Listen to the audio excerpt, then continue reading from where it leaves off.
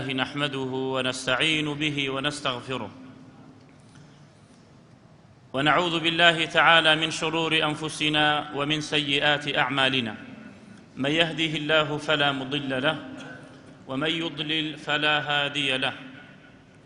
وأشهد أن لا إله إلا الله وحده لا شريك له، وأشهد أن محمدًا عبده ورسوله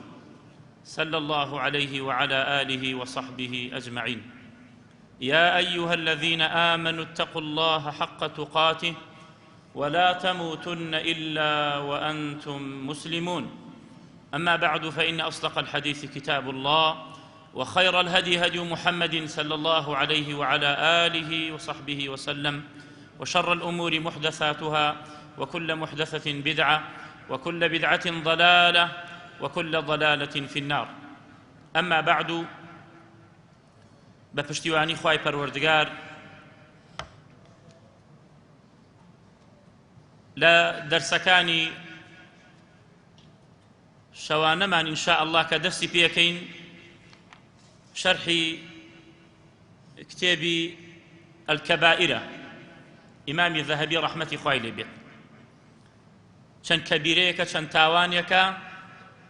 زۆرن ئینشاء الله یەکەیەکە باس یەکەین بە گۆرەی توانە بۆ ئەوەی ئێمەی مسلمان و بیسەر و بینەر خۆمانی لێ بپارێزین. بەڵام پێشەوەی بچینە شەرحی کتێبەکە و باسی کتێبەکە،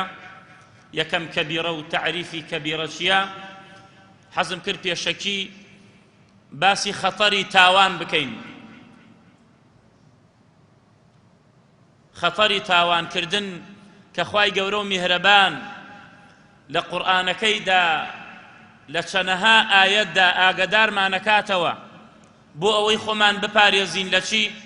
لە تاوان. جا تاوان دوو جۆرمانەیە، هەمانە ئەصغەرە و هەمانە ئەکبەرە. خوا بمان پارێزیلی. فەخوای گەورە و میهرەبان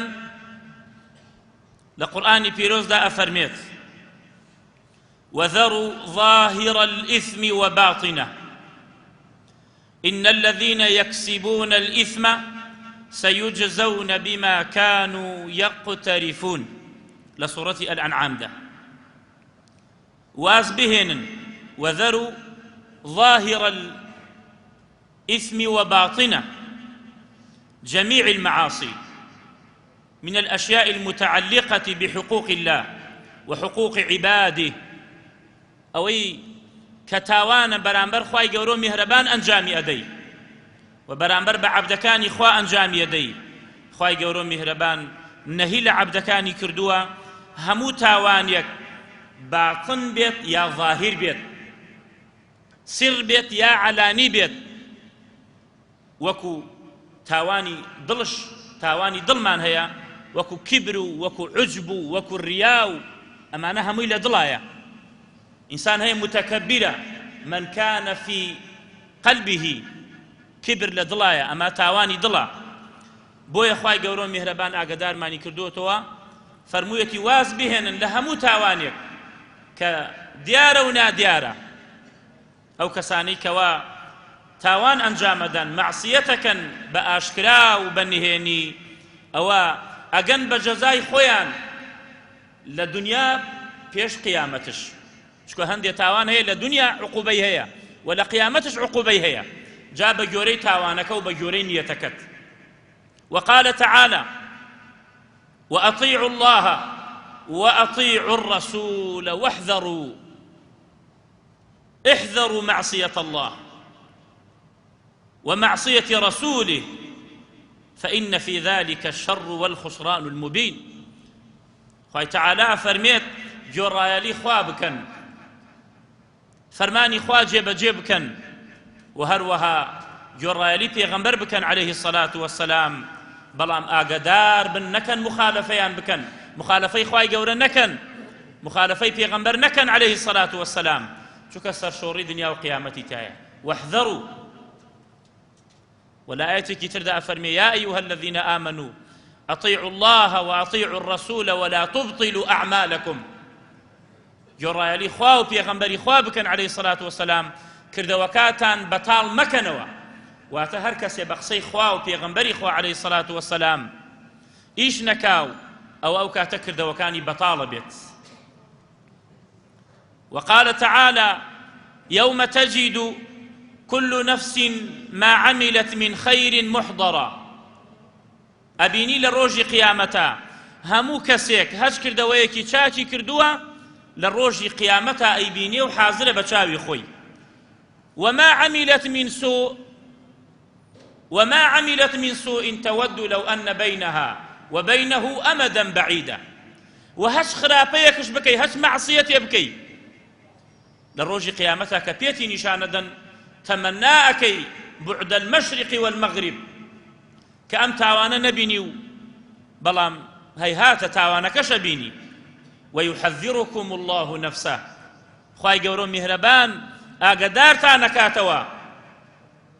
بە غەزەبی خۆی بە عیقابی خۆی،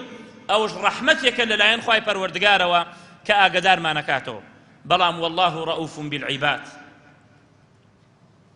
وقال تعالى فمن يعمل مثقال ذرة خيرا يراه.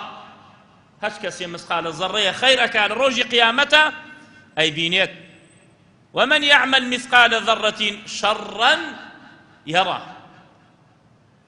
تاوان تشکردی بێت لە ڕۆژی قیامەتە مثقال ذرەیەکش بێت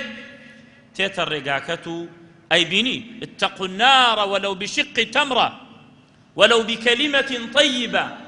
خۆتان لە ئاگر بپارێزن ئەگەر بە کوتێ خورماش بێت، کوتێ خورماش بکەیتە خێر ئەوە خەیڕەن یەڕە. کەلیمەیەکی چاک ئەوە خەیڕەن یەڕە. و هەروەها تاوان ئەبێ ئاگاداری بین. و پێغەمبەر عەلەیهی سەڵات وەسەلام زۆر لە فەرمودەکانی ئاگادارمانی کردووەتەوە کە خۆمان بپارێزین لە تاوان و لە مەعسیەت. بۆیە وەکو لە صحیحی بوخاریدا هاتووە کە ئەبوو هورەیرە ڕەحمەتی ڕەزای خوای لێبێ ئەیجێڕێتەوە فەرمێت پێغەمبەر عەلەیهی سەڵات وەسەلام ئەفەرمێت كل أمتي يدخلون الجنة إلا من أبى. هەموو ئومەتەکەمە چونە جەنەتەوە ئیلا کەسێک خۆی جەنەتی نەگەرەک بێت ڕەفزی بکە. قالوا يا رسول الله صلى الله عليه وسلم ومن يأبى. چێ هەیە جەنەتی نەگەرەک بێت؟ قال من أطاعني دخل الجنة. ئەوەی بە قسەی من بکە، ئەوەی گۆڕایلی من بکە، ئەوەی فەرمانی من جێبەجێ بکە، ئەوە چییە بێت؟ ئەوە دخل الجنة. بەڵام ومن عصاني ها تاوان چەند خەتەرە؟ هەر کەسێ بە قسەی من نەکا مەعسیەتی من بکە ئەوە فقد ئەبە، ئەو کەسەیە کە جەنەتی ناگەرەکە. کەسێ جەنەتی ناگەرەکە مخالفەی پێغەمبەرەکە عەلەیهی سەڵات وەسەلام. مخالفەی نەکەین، هەوڵ بدەین چی فەرموو ئەوە جێبەجێ بکەین بە گۆرەی توانە، نەک بدەینە پێشیا وشتی زیادە بکەینە دینە. معصیەت ئەوە نەخەتەرە. و ئەفەرمێت وەکو لە صحیحی ئیبن ماجەدا هاتووە 4245 پێغەمبەر عەلەیهی سەڵات وەسەلام ئەفەرمێت لأعلمن أقواما من أمتي يأتون يوم القيامة بحسنات أمثال جبال تهامة بنضا. ئەفەرمێ کۆمەڵە کەسانێک لە ئومەتەکەی خۆم ئەناسمەوە لە ڕۆژی قیامەت ئەم کۆمەڵە کەسە کردەوەی چاکیان زۆرە وەکو کێوی تیهامە شاخێکی گەورە، کردەوەی چاکی زۆرە. بەڵام فەیەجعەلوها الله عەزە وەجەل هەباء منثورا. خوا پەنامان بدا ئەوەنەی شاخەکان کە کردەوەی چاکی و حەسەناتی هەیە خوای گەورە و میهرەبان هەمووی ئەداتە بایە، هەمووی بە فیڕۆ ئەڕوا، هیچی ناکێشرێ لە ڕۆژی قیامەت لەبان میزان، هەمووی ئەڕوا بە خۆڕایی. قال ثوبان يا رسول الله صلى الله عليه وسلم. یەکێ لە سەحابە فەرمووی ئەی پێغەمبەری خوا صفهم لنا جلهم لنا ألا نكون منهم ونحن لا نعلم. أي پێغەمبەری خوا عليه الصلاة والسلام لە ئومەتەکەی تۆ چەند کەسانێک ئەناسی لە ڕۆژی قیامەت هاتەی کە کردەوەی چاکەیان گەلێ زۆرە وەکو شاخ، بەڵام خوای گەورە هیچی ناپێوێ لە میزانە، هەمووی ئەداتە بایە. ئەی پێغەمبەری خوا بۆمانی وەصف بکە کێن ئەو کەسانە، بۆمانی بەیان بکە صفەتیان چییە، چی ئەکەن، بۆ ئەوەی ئێمەش لەوان نەبین و ئێمەش ئاگامان لێی نەبێت. قال أما إنهم إخوانكم أوان براتان ومن جلدتكم لخوتان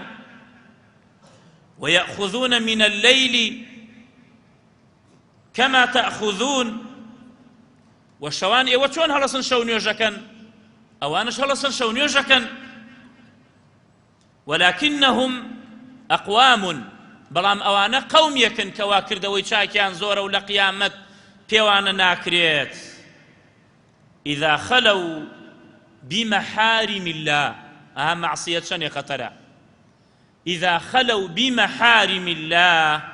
انتهكوها كاتي تاكا وبون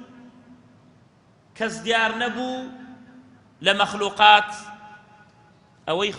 خواي قورو مهربان بينا خوشا أو أنجام يدا كردوا شاكا كاني هموي بطالة بيتو إذا خلوا بمحارم الله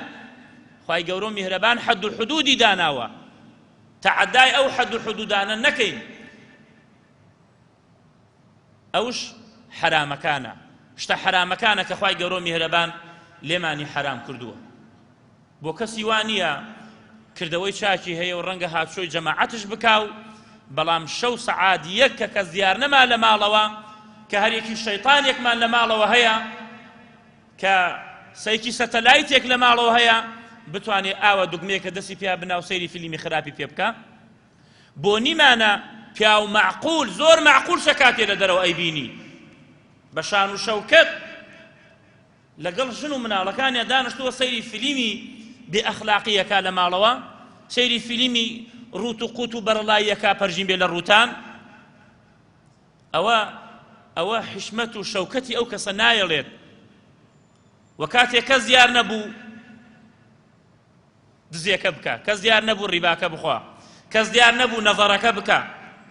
کەس دیار نەبوو تەعداکە بکە إذا خلوا بمحارم الله انتهكوها أنجامي أدن بويا چاككاني ناپيولي للرجي قيامته خلي الذنوب صغيرها وكبيرها فهو التقى تقوى أويا واز بيني لتاواني بچوكو قورش أو تقوايا واصنع كماش فوق أرض الشوك يحذر ما يرى واصنع ئاوها بکە چۆن کەسێک لە شوێنێک داڕێیەکە درکوداڵی زۆرە سەیری شوێنی درکوداڵ و شوێنی سیم و بزمار و شتەکانەکە بۆی پانە ناتەبانی خۆی هەڵەکە خۆی ئەپارێزێت تۆشە بێ ئاوا بکەی لە تاوان خۆت بپارێزی نەڵی کاکە دەوە عالەم گشتێکی کاکە قابل یعنی ئەو عالەمە هەمووی بۆ جەهەنەمە ڕۆدەبا منش بڕم ئاواڵێ پێڵی کاکە ئەوە گوناحە کاکەڵێ جاروە هەیە تووڕێی بکەی ئەڵێ کێ لەو دنیاوە هاتووە كاكم عالمها مو دمش وكو عالم وكنا نخوض مع الخائضين براي مسلمانم تو جاي لك خلقيا تو خود بمسلمان داني تو خود هات شوي مزقوتكي تو زكاة دي تو حجكي تو ابي جوازي تبي لك الخلقي ترى لو يتري كوا بس بشيور نيوجكات تو ابي جوازي تبي او اسلام غريبه ابي غريبي لنا خلقي لا تحقرن صغيرة إن الجبال من الحصى نري كل دعمة تاوانيكي بشكالية لبروي شاخ كان لبرد بيكاتو لبردي وردا بوتشاخ تاواني بشوك نقطة لبان ضلت نقطيك الرش هتاوكو ضلت هموي رش بيتو قال رأيت الذنوب تميت القلوب وقد يورث الذل إدمانها أفرمون تاوان من بيني ضل أمريني بالرافسي تاوان ضل أمريني ضل رقك وقد يورث الذل إدمانها أو إلا برتاوان بردوان بيت توشي زليليت شكا تاوان وترك الذنوب حياة القلوب وازها وردن لتاوان ضل الزندوة كاتوا ضلت أجينيت ضلت نرمكات بالرحمة أكات وخير لنفسك عصيانها شاكتر بو نفسي خوت عصياني تاوان بكي تاوان أنجام ندي بويا فرميانا قال أرق الناس قلوبا أقلهم ذنوبا ضل نرمترين كس أو كسيك وتاوان كمكا کەسێکت بینی دڵی نەرم بوو ئەوە تاوان کەمەکە، بەڵام ئینسانەیە دڵی ڕقە، ئینسانی وا هەیە بە 5 مانگ فرمێس لە چاوی نایەتە خوارەوە، بە ساڵ ناگیرێت، ئەوە نیشانەی دڵڕەقیە، ئەوە نیشانەی ئەوەیە کە تاوانت هەیە. إذا كنت في نعمة فرعها أجر لنسر نعمتك أبوي أقداري بأو نعمة فإن المعاصي تزيل النعم. شك تاوان نعمة لا أبا، والله تاوان نعمة لا أبا. وإذ تأذن ربكم لئن شكرتم لأزيدنكم ولئن كفرتم إن عذابي لشديد. إذا كنت في نعمة فرعها فإن المعاصي تزيل النعم وحافظ عليها بشكر الإله فإن الإله شديد النقم. شكري خوابك لسلو نعمته مەڵێ دەی چیمان بۆ کراوە، نەڵێ ئەمە چیمان بۆ کراوە. جاران کێ توانی لە زمانی حکومەتی پێشوو کێ توانی مزگەوت بکە، کێ توانی هاتووی جەماعەت بکە، کەی ئەم ڕزقە هەبوو، کەی ئەم خۆشیە و ئەمانە هەبوو، کەی ئەم دەرس خوێنین و محاضەراتە هەبوو. لە کۆڵانێکە کەسێک سیارەی نەبوو، کێ ڕاتبی هەبوو بۆ ئەتوێرا شتێ بکەی. ئەمە حەقیقەتێکە ئینسانی وا هەیە هەر چاوی بەرای نایە بەرامبەر ئەم وەزعە و ئەم حکومەتە و ئەم میلەتە و ئەم وڵاتە. ئێستا الحەمدولله گشتی مۆزەفە ئەوەی ڕاتبەکەی کەمە 600,000 و 500,000 کەم ماڵ هەیە سیارەی نەبێت. فەرموو ئەلەم گەڕەکەی ئێمە ئاوا بسوڕێرەوە، وەڵڵاهی ڕەنگە 20 مزگەوتی تیابێ کە لە دوای پرۆسەوە کراوە. کەس ناود نایێنێت، ڕۆژ دێی شەو ئەڕۆی لە نیعمەتە ئەژەی ئەو هەموو ڕزقا. ئەمە ئەبێ حەمدی خوا بکەین لەسەرەمە، نەڵێن چی کرا بۆمان و چیان بۆما کرد و ئەی چیت لێ بکەن کاکە هەروە بێت. فأما حقيقتك أبيها مكز بيزانيت. وبيغمبر عليه الصلاة والسلام زور ئاگادار مانی کردوتەوە لەوەی کە تاوان ئەنجام نەدەین، زۆر حەریص بووە لەسەرما. و ئەنەسی کوڕی مالک ڕەزا و ڕەحمەتی خوای لێ بێت ئەفەرمێت کەسی وا هەیە ناتوانێت شەو نوێژ بکە و ناتوانێت بە ڕۆژ بە ڕۆژوو بێت. بۆچی؟ بەهۆی چیەوە؟ بەهۆی درۆیەکەوە کە بە ڕۆژ کردیەتی شەو ناتوانیاسی شەو نوێژی بکەیت، بەهۆی یەک درۆیەکەوە. تاوانەوە نەخەتەرە. گەرەکتە بە ڕۆژووبی دووشەمە و پێنجشەمە ناتوانی. ئەیام البیض گەرەکتە بە ڕۆژووبی بۆ درۆیەکت کردە، تاوانێکت کردە، تاوان ئاوە چاکە دەدە سەبات. و ئەبوو دەردا ڕەزای خوای لێ بێت ئەفەرمێت قال كتب إلى عامل مصر يقال له مسلمة بن مخلد بوينسي أبو الدرداء كتابك يعني نسراويك بونسي ونادي بوشو بو أوي كوالا مصرايا كوا كرديتي بخليفة لوي فرموي إن العبد إذا عمل بطاعة الله أحبه الله وحببه إلى خلقه. فرمووی عەبد کاتێ کردەوە ئەکا کردەوەکەی لەژێر تاعەتی خوا بێت، بۆ خوای بێت، ئەوە خوای گەورە و میهرەبان ئەو عەبدەی خۆشگەرەکە و وای لێ ئەکا خۆشەویست بێ لە لای خەڵکیش. تو بۆ خۆت کردەوەکەی سەیرەکەی خۆشەویستە بێ لە لای خەڵکی. وإذا عمل بمعصية الله ئەگەر تاوان بکە یەکەم أبغضه الله، دوهم وبغضه إلى خلقه. يكم خواي قرون مهربان ليه ترى أبي ورقي ليه تبي شو كفرماني خوات جيبه جينا كده أمري خوات شكان ومعصيتي خوات كردوا زررتش بو خلق نبيت شو كمعصيتي خوات كردوا خواي قورا والو ضلانا أكا هلا خوان ورقد لي بيه. إذا كسيكي عار خور أيبيني مثلا وكو مسلمان كأيبيني هلا خوتوا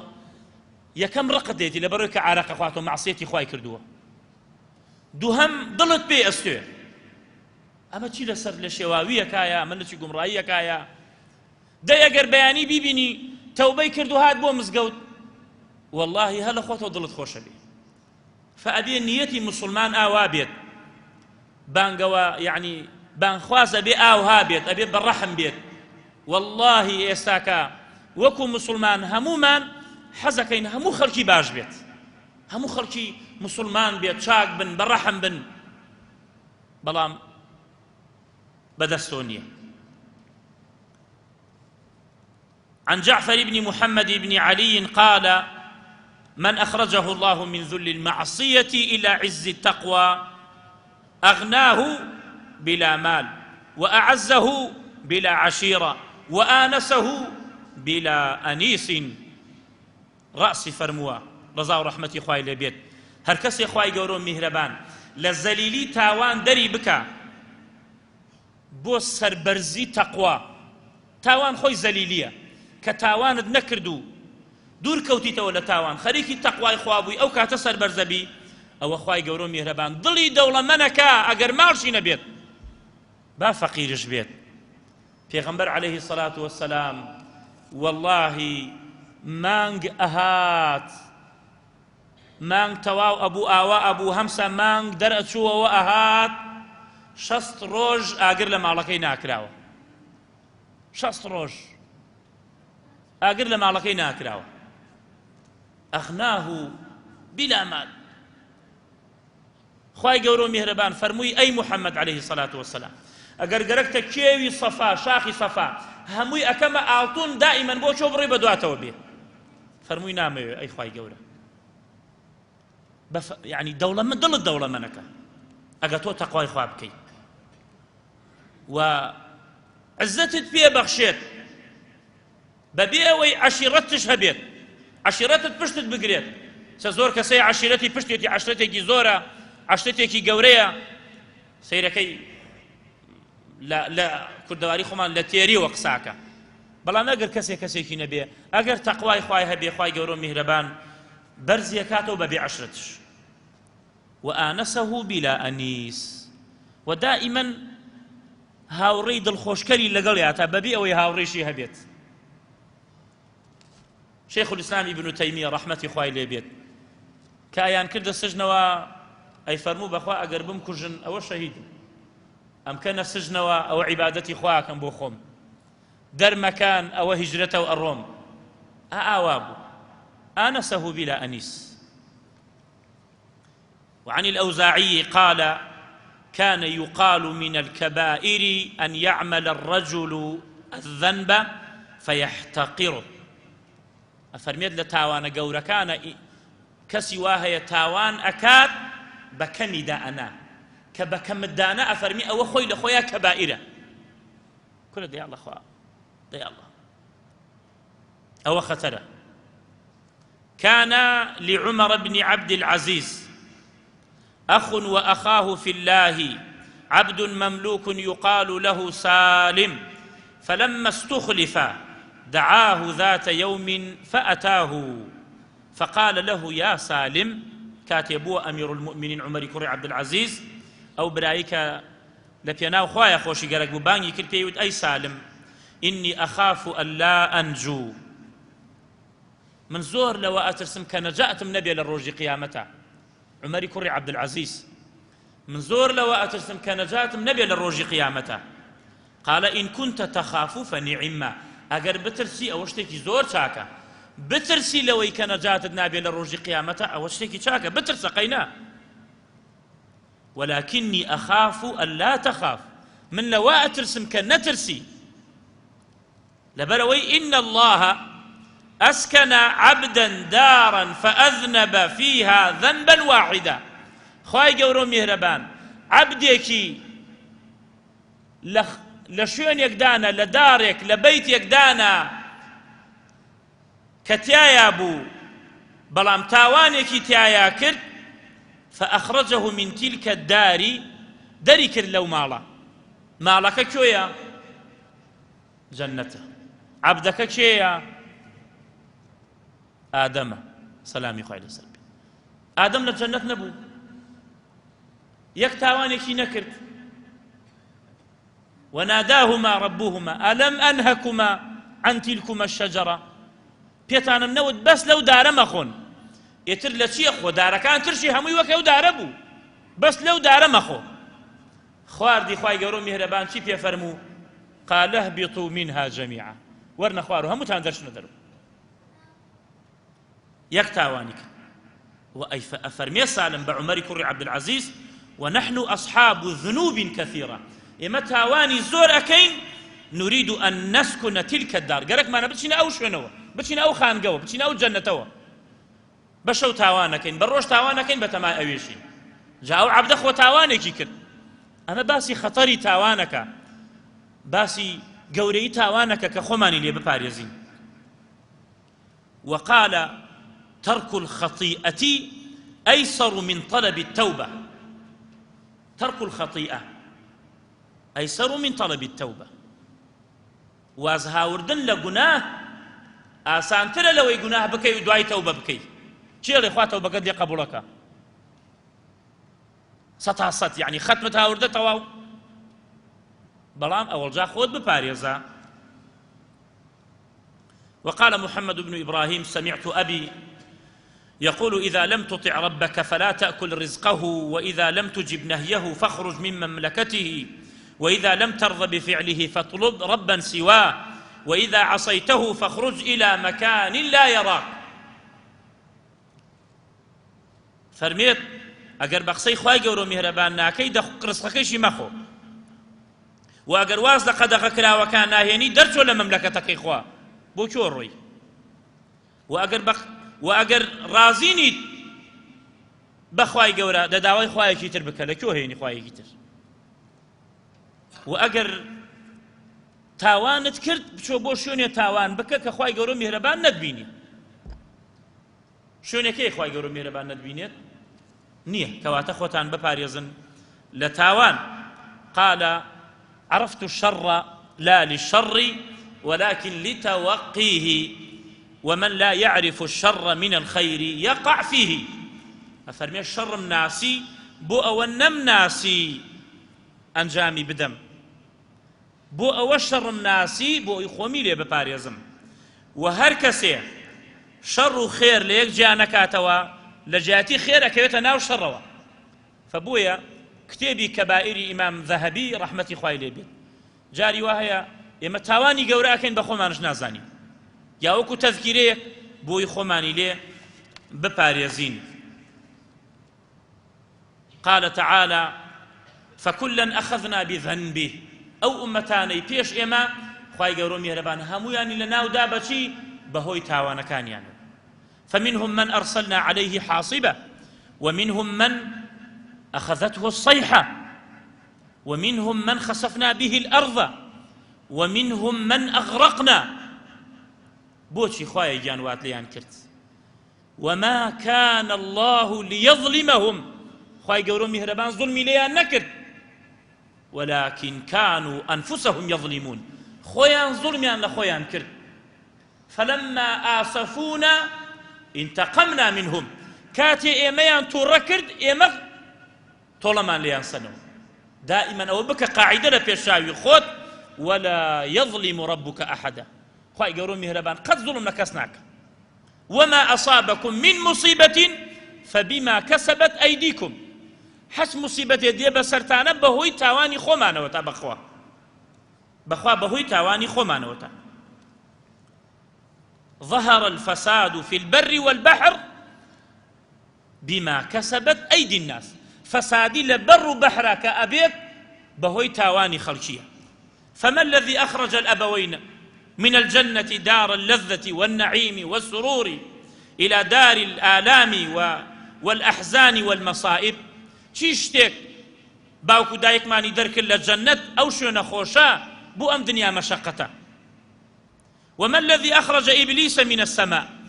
وطرده ولعنه فبدل بالقرب بعدا وبالرحمة لعنة وبالجنة نارا تلظى چیشتێ وای لە ئیبلیس کرد کە لە ئاسمان دەرکرا کە خوای گەورە میهرەبان تەڕدی کرد لعنەتی لێ کرد دووری خستەوە أي خات أقرأ وهتا هتاي تشتك وما الذي أغرق أهل الأرض كلهم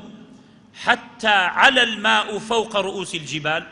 تشتي وايلو لقوم نوح كرد كهمو خلقي هموي غرق بو هتا وكان شون سلوت كي شاخ كان او هموي تقي او زوي كراوه تقي او اسمان كراوه هات خواروا بس او سفينه كان نوح تي ابو سلام يخايل سبيل لقر او شن كسي كتايبو هموي غرق بو بوشي خوي قورم يهربان غرقاني كرد بسبب شيوا وما الذي سلط الريح على قوم عاد حتى ألقتهم موتى على وجه الأرض كأنهم أعجاز نخل خاوية وما الذي أرسل على قوم ثمود الصيحة حتى قطعت قلوبهم في أجوافهم يقدنجك هم شارك إيران وما الذي رفع قرى اللوطية قوم لوط كخريكي إيشي فاحشي لوتيتيب اللوطي يعني نكس بلي لوط يعني أو والعياذ بالله لوط ناوي بيغمبرة قومي لوط نير خريك نيربو كباس يكن كبائرة حتى سمعت الملائكة نباح كلابهم ثم قلبها عليهم فجعلها عاليها سافلها فأهلكهم جميعا ثم أتبعهم حجارة من السماء وأمطرها عليهم خواهي قولوا مهربان أمري كده جبريل بال بكجير شاركي لوطا بالي كده جير شاركي بردي بو آسماني يكم ملائكي آسماني يكم فرمي جومان لدن سقكانيان بو كأوري هاد بولامان ألا يو خواهي قولوا مهربان فرموي بانكي بك خواروا قلبي كدو هاور دي خوارو أو خواهي قولوا آوايا بوشي وايان لهاد بچيشتك وما الذي أرسل قوم شعيب سحاب العذاب كالظلل فلما صار فوق رؤوسهم أمطر عليهم نارا تلظى چەند ڕۆژێک باران نەبوو چەند ساڵێک باران نەبوو قومی شعیب بۆچی معسیەتی خۆیان کرد لە ناکاوێکە بینیان هەورێکات وتیان ئەڕۆڵەوە هەورە هات هەمویان چوونە ژێر هەورەکەوە بۆ گڵێپەیە ئاگر و هەمویان لەناو برد وما الذي أغرق فرعون وقومه في البحر ثم نقل أرواحهم إلى جهنم فكانت الأجساد للغرق والأرواح للحرق فكانت الأجساد للغرق والأرواح للحرق وما الذي خسف بقارون وداره وماله وأهله قارون روي خواري زوية خوي ومال وأهل باريو حشترني تواني كليل خاسكاني هالقرية وانا باري هبو أو هوي تاوان نبوين بسراهات هموي هوي تاواني أنا كرت بويا خدا أفرميت وما قوم لوط منكم ببعيد أوان زور لئيم ودورنين والله كاتي قرآن أخواني وازاني دوينو تيري وين بسراهات هو أقد تدبوري قرآن بكي فإماش لخومان باي نبين تاوان أونا خطرة فرعوني غرق كرت هموي بهوي تاوانوا فكلا أخذنا بذنبه همويان بهوي تاوان وخواي قرون مهربان لناوياني برد بويا تاوان أو نخطر بويا خمان ليه بباريزين بويا حزم كر أم مقدمة باسي تاوان بكم وش آية أحاديث الزور هي بلام خمان لتاوان بباريزين نلين أمام بشكلا يكون ديالا سيري أو بك توم معصيتي كي أكي بويا قورترين تاوان لناو همو تاوان كان قورترين تاوان شريك بوخوا قرار دانا كإن شاء الله ليكم محاضرة باسي الشركة كين معناه الشرك تيو كبيري وصغيري وزرري وخطري الشرك تيا هواش واش بطوانين بش نسر كبيرة كاني تري وتمان بو أوي عرفت الشر لا للشر بو أوي بناسين نكب أنجامي بدين بو يخمين ليه بباريزين أما شور جلا ولا حديثي حذيفة كري يمانوا كأفرمي كان الناس يسألون رسول الله صلى الله عليه وسلم عن الخير وكنت أسأله عن الشر مخافة أن يدركني هم خلقي برسيارا نبي غنبرك عليه الصلاة والسلام درباري خير بلا من درباري شر برسيارا مليكت لا ترسي أوي تيان نشم لا ترسي أوي أنجامي ندم داواكين خواي قورو مهربان كبمان باريزي لتاوان خواي قورو مهربان لقناها كان من خوش بيت تاوانا كان من كمو بكين برحمو بزي خوي رحمان بيبكا بكردوي خو ما نقل ما نانيكا آمين والحمد لله رب العالمين سبحانك اللهم وبحمدك أشهد أن لا إله إلا أنت أستغفرك وأتوب إليك